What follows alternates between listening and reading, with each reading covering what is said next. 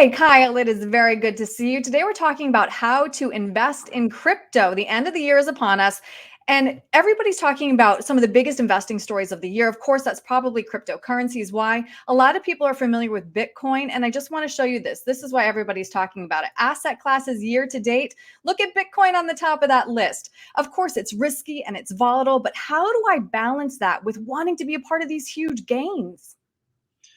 Yeah, that's a very good question. It's a question that a lot of people have. And I think really the question is after seeing this huge run up, is this the time that you want to get in? Right, And to answer that, I think you have to look at it as from a portfolio construction standpoint, does it make sense to include this in my portfolio? right.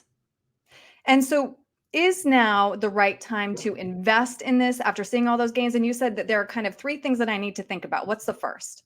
For sure. So I think you need to disconnect the lottery concept from this asset class. So Bitcoin, crypto in general, there's this idea of, oh, I can make these huge returns if I invest a little bit of money, I'll get a lot out. Hmm. But we need to start thinking about this as a real investment, as an asset class. You need to break it down. And the big three things for me, one being usability. Not everybody is good with technology, and you need to be somewhat Right, well versed to use these concepts in your day-to-day life. right, Also, there needs to be reasons to use this technology and these coins, right? Two would be consumer confidence. People need to be confident using this, and they need to know that their money will be somewhat safe if they use these payment structures. And with all, there have been quite a few scams in the past, and I think we've right. got a Yeah, graphic for that. exactly, Kyle. So when you look at this one, I know it's a little bit tiny, but crypto investment scams from October 2020 to March 2021, people lost $50 million.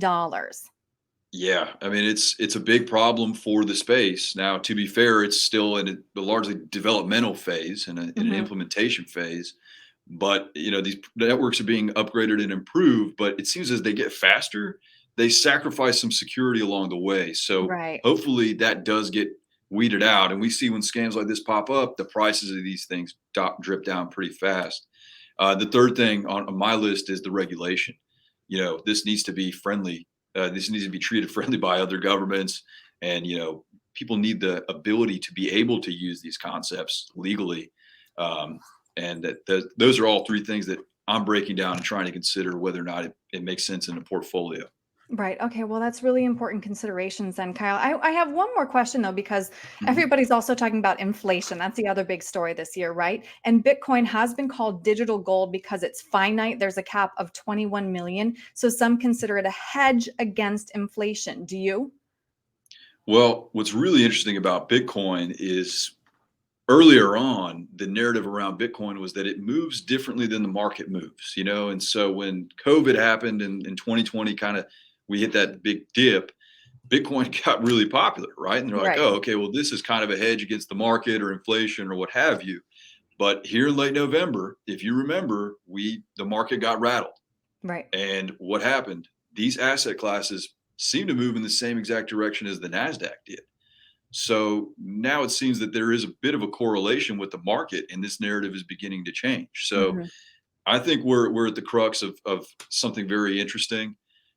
It's a very interesting asset class, but I think that we really need to, you know, get the microscope out and look at the details on this thing when it comes to Yeah. investing. Exactly. Well, I know that there are probably a lot of people, Kyle, though, who do want to drill a little deeper to figure out if it's a good investment for them. What's the best way to reach you if they'd like to talk this through? Definitely, the best way to reach us is through the website, firstcoastfinancialgroup.com. Be able to contact us on there and everything. All right. Kyle, thank you. Thank you.